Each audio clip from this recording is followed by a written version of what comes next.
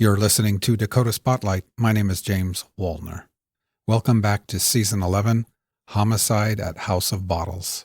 This is Episode 4. If you've not listened to the previous episodes, you'll want to do that first.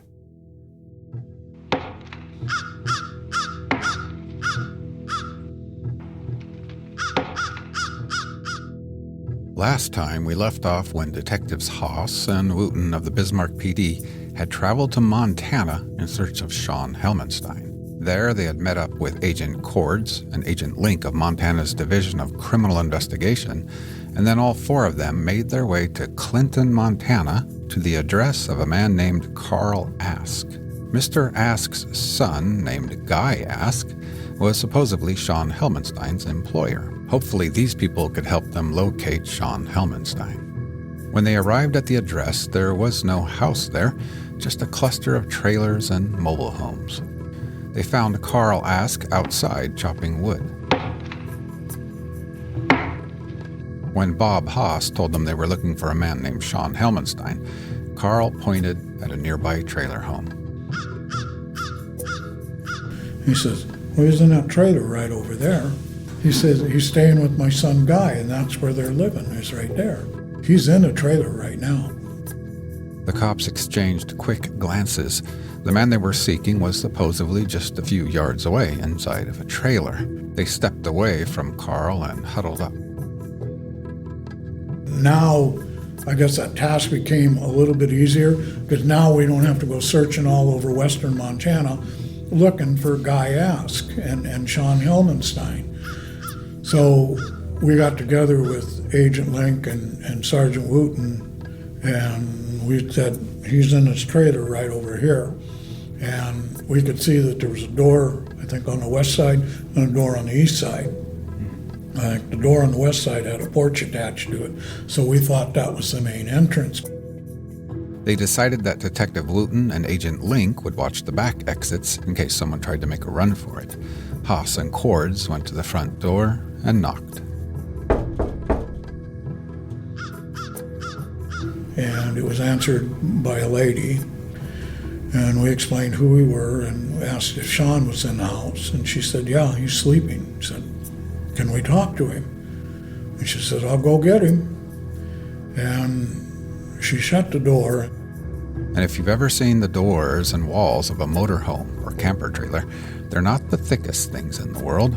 Flimsy enough to shoot right through with something like a 9mm firearm. I think back on it now, I guess we should have been a little bit more, tactical, because both of us are just standing there in front of the door.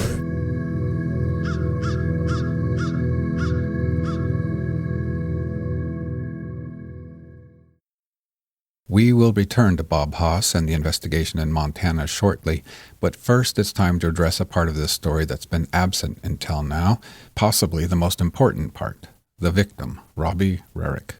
Robbie's murder was a devastating and deeply traumatic event for those who knew and loved him. Understandably, it remains incredibly difficult for his closest friends and family to discuss. Both Travis Bitts and Ann Thompson, who bore the unimaginable burden of discovering Robbie's death, have chosen not to be interviewed. That is a decision we fully understand, respect, and deeply honor. And a few of Robbie's other friends declined to take part in this story, too. I want to express my heartfelt condolences to them and everyone impacted by this tragedy. The pain they've endured is unimaginable, and we wish them strength, healing, and peace as they continue to navigate life after such an unthinkable loss. I also want to extend my gratitude to Robbie Rahrich's sister and two of his friends who were willing to share their memories of him. We will meet Robbie's sister later, but for now, let's begin with two of his friends, Angie Parr and Mike Kapla, both of Bismarck, North Dakota.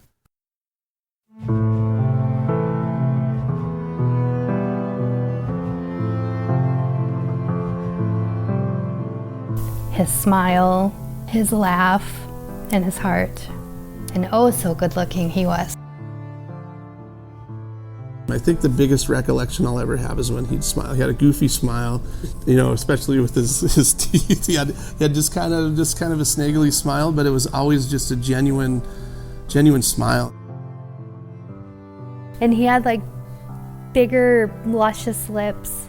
And so he would just laugh and just get this grin on his face, and he'd just look adorable. When he talked, he had a little bit, I don't know if it was like a lisp or what, but sometimes he would talk so fast that the words would kind of get away from him a little bit. So then he would just do that laugh and I would laugh, and it was just really, really sweet. But the sad part's when you wake up some days and you're like, I don't remember the sound of his voice. I remember it, but I don't remember how it sounded. And that actually makes me sad that I don't remember it. I just remember it being distinct.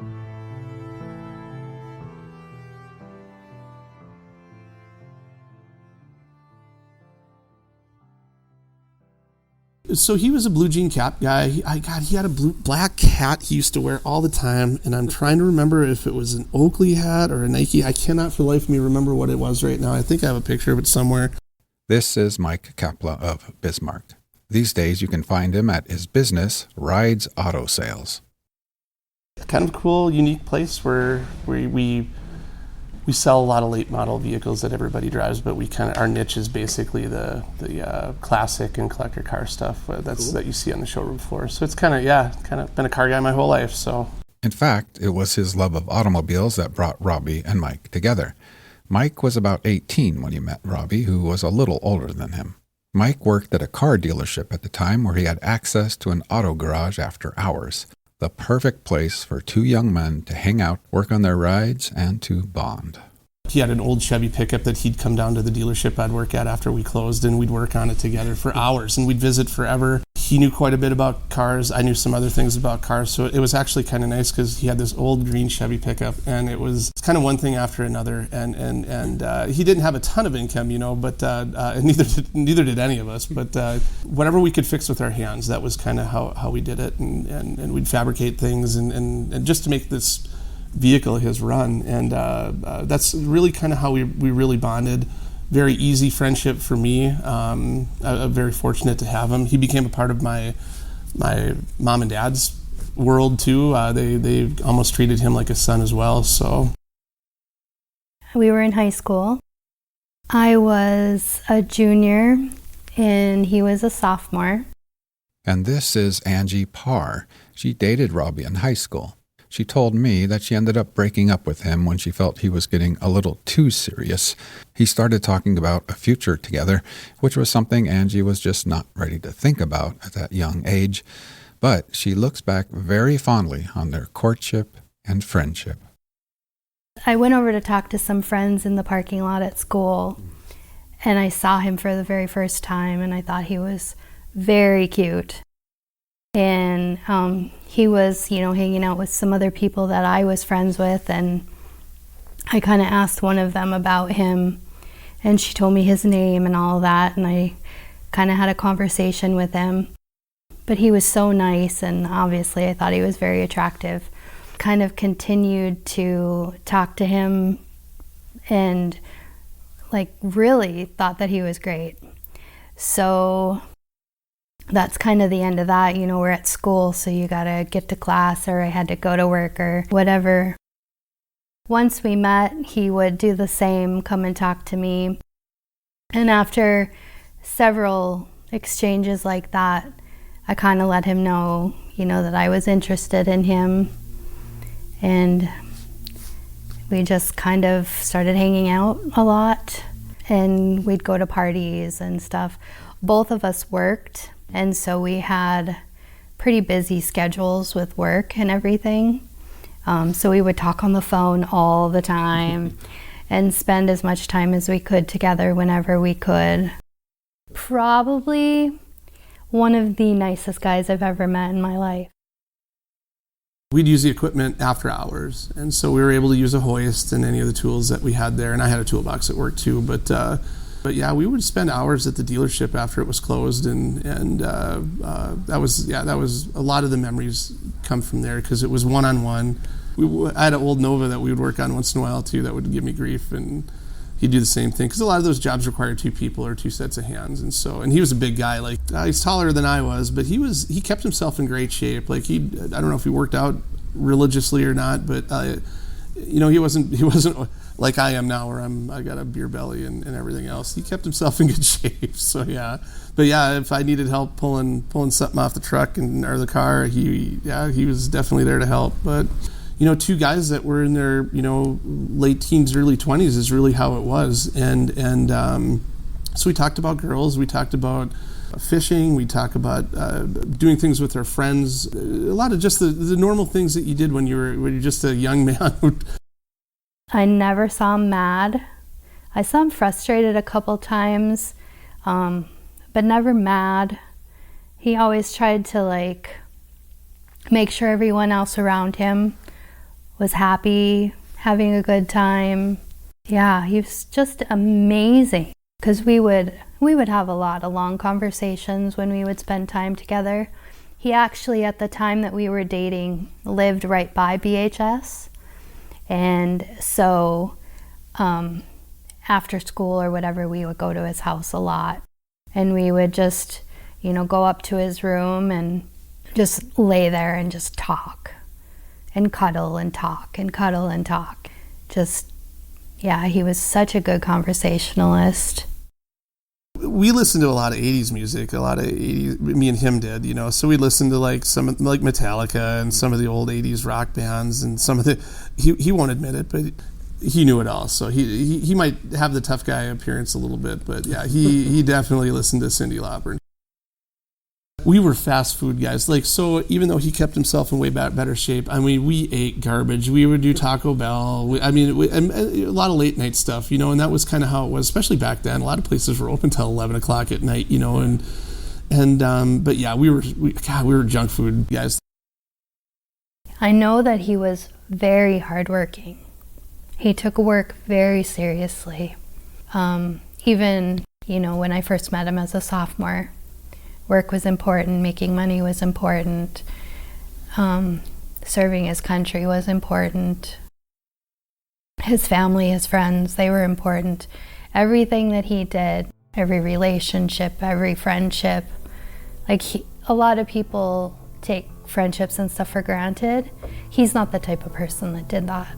He made everyone that he was friends with feel like they were cared about and taken care of.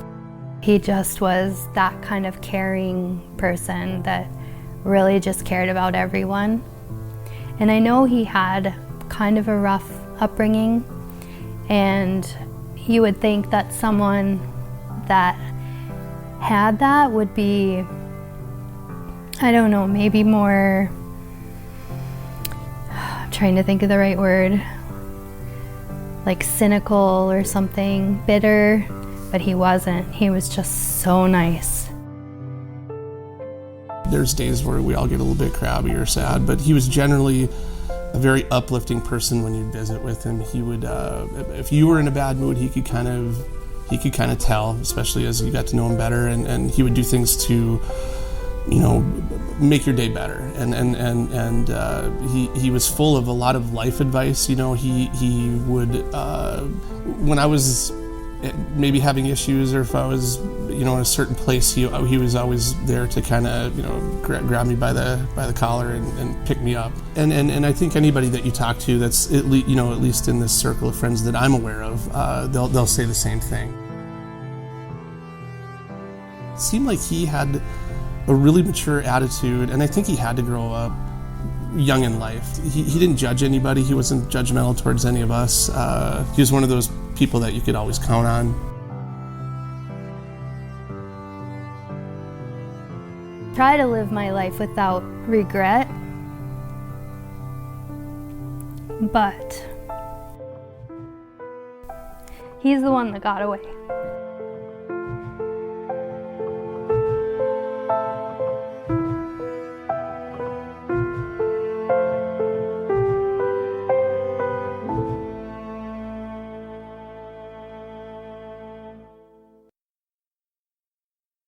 let's return to Clinton, Montana, to the trailer home of a man named Guy Ask. Standing at the door are Sergeant Bob Haas and Special Agent Cords, hoping to speak with Shawn Helmenstein. Behind the trailer, watching the back door, Detective Wooten and another agent are ready to act if someone makes a run for it. But then the door opened, and there was a guy standing there, and I said, "You Shawn?" And he said, "Yeah," and I explained who it was, and asked if he would talk to us, and he said, "Yeah, he would." And he invited us in, and by this time then we had Sergeant Wooten and Agent Link come in as well. Is there someplace we can talk in private? The cops asked Shawn. One of the bedrooms in the trailer was furnished as a type of office. They went in and had Shawn take a seat. He didn't seem overly nervous, and he didn't seem overly surprised to see us there. You know, he was pretty calm and collected. Maybe it's because he had just gotten up. I don't know. But he wasn't acting nervous. You know, usually when somebody's got something to hide, especially with something that's been this serious, you start to see mannerisms or nervous tics or something that kind of gives you an indication that they know what you're talking about. But I wasn't picking that up from him at all. So, Bob Haas said to Shawn, walk me through your Saturday night. He basically told us that he'd been to Borrowed Bucks, and he went to Lonesome Dove, and he stayed there for a while, and then he visited with some friends. Said they weren't home, so he went over to the House of Bottles, and he talked to Robbie for a while. And then he said after a while another friend of his showed up, and they talked for a little bit, and then they went over to the girlfriend's place, and then he left after a while, went back to Lonesome Dove and closed it down, which would have been 1 o'clock. And then he went to Kroll's Diner with a couple friends and had breakfast, and he went home about 2:30 in the morning. And what about Sunday, they asked, the next day? What did you do then? And he said he got up around noon, and he said Travis's brother told him about the robbery and the homicide at the House of Bottles. And he said he went and did some laundry, spent the night with a friend named Mike, and he asked if he knew the friend's name, and he couldn't give me a friend. He couldn't give me a last name, just knew him as Mike, and I asked him where he lived, and he said in Mandan, but he didn't really have an address, so only on 3rd Avenue Northeast, I believe it was. And then Bob Haas said, Shawn, we hear that you own some guns. Do you still have those? And he said, no. I said, well, what happened to them? Well, I said, I pawned the 30-06 and I pawned the 22 rifle. And he had pawn receipts for those. I said, well, do you still have the pistol? And he said, no, I sold that. And I said, oh. I said, where'd you sell that at? And he said, I sold it to a guy at the Borrowed Bucks. I said, when was this? And he says, oh, about a week and a half ago. And I said, oh. He says, what's this guy's name? He says, I don't know. And I said, do you know who you bought it from? And he says, no, it was on consignment. I said, okay. So I said, you don't have the gun anymore? And he says, no. And it was about then when Detective Wooten came in the room and said something like, hey, Bob, can I talk to you out here for a second? Bob got up and huddled up with Wooten out of earshot from the office. He had talked to the owner of the trailer, asked him if Shawn had a pistol. He said, yeah. He says, where's it at? And he says, it's in the bedroom back there. When's the last time you saw it? And he says, he showed it to me yesterday. I said, okay. Agent Cord went up and talked to Guy Ask and then gave him a permission to search for him. And, you know, we found out that 1, Shawn wasn't paying rent. 2, he was living in a room with a 3-year-old boy. Shawn basically didn't have any right to privacy in there because Guy could come and go. Guy's girlfriend, Jamie, could come and go into that room without having to ask permission and stuff. And so we got permission to search the room from the owner of the trailer. And then they told Shawn they were going to search the bedroom. Bob Haas began going through Shawn's duffel bag, while Agent Cords was to search through a dresser. And I opened up and I started going through some duffel bags, and he opened up the top drawer, and I heard him say, bingo. And I turned around and I looked, and I could see there's a handgun and is sitting in a nylon holster. They photographed the pistol first, and then Bob picked it up and rolled it over. It was a 9mm Israeli-made baby eagle. There's no doubt in our mind, this is the person that killed Robbie Rahrich. He flat out lied to us about the gun. So we know that he had the gun. It's not the 3-year-old's gun then? No, it's not the 3-year-old's gun. It's not Guy Ask's gun. And we do find some money in there, and it's paper clipped. Like we were told when we spoke to the employees and we spoke to the owners on how they wanted the money counted out. Then we went back out and it says, Shawn, we'd like to talk to you again.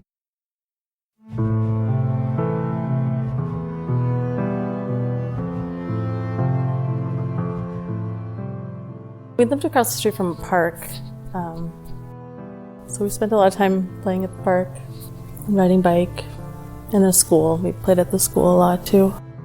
This is Casey, Robbie Rahrich's sister. I asked her to describe her big brother. Energetic, fun, happy, kind, goofball, friendly, likable. Yeah, he was just a good guy. I guess childhood memories of, he was always, it was just us. We have a half brother, but he wasn't in the picture growing up. My parents divorced when I was a baby. We didn't see much of my dad. And I was really a shy child, and so I clung to him. Robbie Rahrich was born March 31st, 1973, in Bismarck. In his obituary, he's described as an outgoing and energetic jokester with a knack of saying the right thing at the right time. He liked watching ice hockey, lifting weights, and riding his motorcycle. His big dream was to someday open his own auto body shop.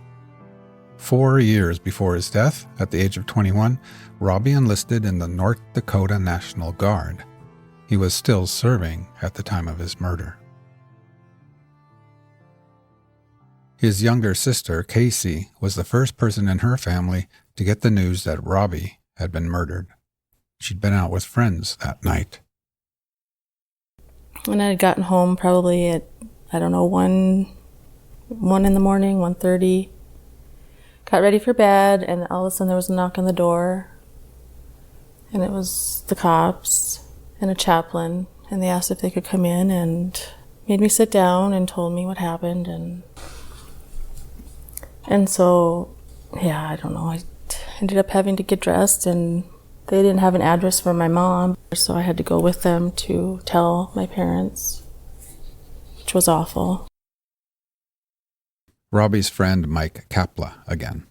At the time, I was a RA at one of the dorms in Wahpeton, and I'd gotten a phone call very early in the morning the following day from my mom, and she was sobbing, and she had told me what happened, and I just I didn't know what to do. I was kind of by myself at the time too, because I was in the dorm by myself. But I was mostly shocked right away, and then made arrangements to come back to the funeral. I was asked to be a pallbearer. And Robbie's friend Angie Parr again. It was fairly early in the morning, and it was my friend Monica. And I don't know how she heard before me, but she called me to tell me. I didn't know what had happened at that point. I just heard he was gone. Yeah, it was very impactful for me.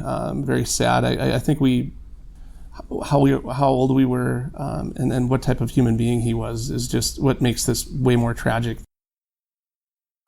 During the time when the funeral was going to occur, we had typical bad weather in North Dakota, and it's about a 3.5-hour drive from Wahpeton to Bismarck. And I had a little 4-wheel drive, little S10 Blazer, and I got out of Bismarck I was about 20 miles away, and I hit a patch of ice, and I slid off the road into the ditch, and I was stuck. And now I'm like, I'm not going to make this funeral on time, and I'm frantic, and very, very crazy story, but out of nowhere, traffic wasn't very heavy, and a guy came out of nowhere, and he had a tow rope and pulled me out of the ditch, and I made it to the funeral on time, and it just felt really surreal, the timing of this guy showing up and being able to get me out of the ditch. I remember not wanting to look at him like in the casket because I wanted to remember him exactly the way he was. The church was packed, as you can imagine. I mean, just a guy with this type of character. It wasn't a shock that there were so many people that attended. He was buried at the Veterans Memorial Cemetery in Mandan, south of Mandan. It's a beautiful cemetery for veterans. And we all had, all of us casket bearers, and his fiancée and some family had roses that we laid on the caskets. Each one of us got to lay a rose on his casket. And that was kind of my final, realization that, I wasn't going to see him again. And we had all gotten roses to put on his casket. And I remember crying, but then when the 21 guns went off,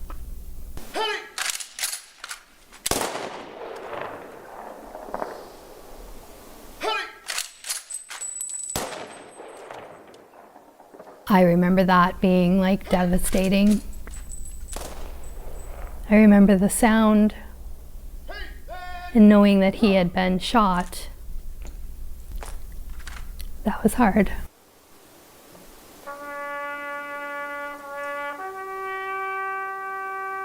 I think that the world lost something, and I know this is completely generic. It's very cliche, but he truly is somebody that made things better and made my world a better place. And I know it's the same for everybody. He was there to help people.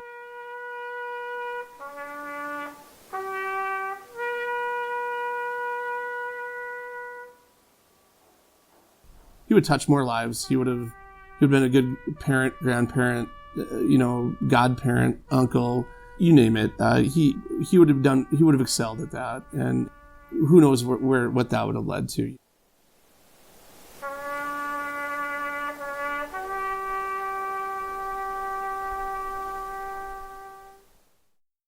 When you think about it, there's a saying that God only takes the good ones, and he sure did with this one. I know God didn't take him, but for someone as good as Robbie to go or have this happen to him, it just seems unbelievable. He was definitely one of the good ones. And I prayed all the time that they would find his killer and that he would serve justice. And you pulled the pistol out? And what did you do when you pulled the pistol out? All I remember is Robbie going limp and sliding back this way towards the wall. Do you remember holding the pistol up at all? Yeah, I remember having it like this, you are. Okay, did you hold it with one hand or two hands? One hand. One hand? Did you aim at all, or did you just point? I just pointed and pulled. Pulled the trigger? It's not in any of the reports or anything like that, but when he was finally arrested and he was handcuffed and he was sitting in the back of the car, because I was sitting in the back with him, he did break down and start crying. So I think everything kind of, maybe it was a release of pent-up emotion that, okay, now I don't have to hide anymore, that everything's out in the open, everybody knows what happened. You have a correct call from Shawn? From the Burleigh County Jail in Bismarck, North Dakota. Who cares? I don't care. I just want to get it done and over with. Hopefully they'll go with my plea bargain, and hopefully if they go for it and if everything goes out, maybe I'll be out in 10, 12 years.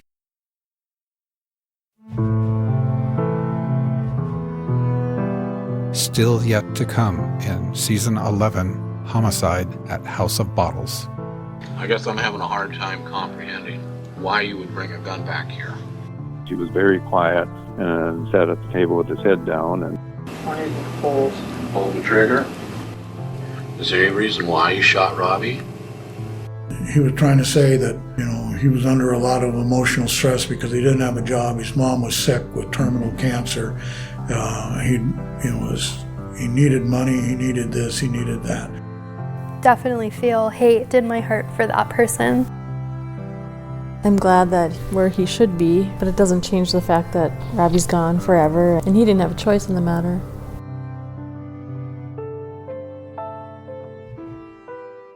Those of you subscribed to Spotlight Plus can binge the entire Homicide at House of Bottles season right now, ad-free. If you're not yet a subscriber, join today for as little as $5 a month and unlock not only this season, but 10 other seasons available for ad-free binging. You can cancel at any time. Sign up in the Apple Podcasts app or at dakotaspotlight.com. Dakota Spotlight is written, recorded, and edited by me, James Wallner, and proudly produced by the Porchlight Podcast Network. I want to thank Mari Zorb Hansen of Madison, Wisconsin for her contributions on this season. Her dedication to research, interviews, and feedback has been a real asset, and her collaborative spirit has made her an integral part of the team. A sincere thank you also to Bob Haas, Lloyd Halverson, and the Bismarck Police Department for granting me access to review the files and materials from this case. And most importantly, a very special thank you to the friends and family of Robbie Rahrich for their support and cooperation in sharing this profoundly tragic story. Our deepest condolences go out once again to everyone impacted by this heartbreaking loss. If you'd like to stay up to date on the show, be sure to join the Dakota Spotlight Facebook group. For inquiries or feedback, feel free to reach out by emailing me at dakotaspotlight@gmail.com. That's all for now. Thank you for listening, and I'll see you next time.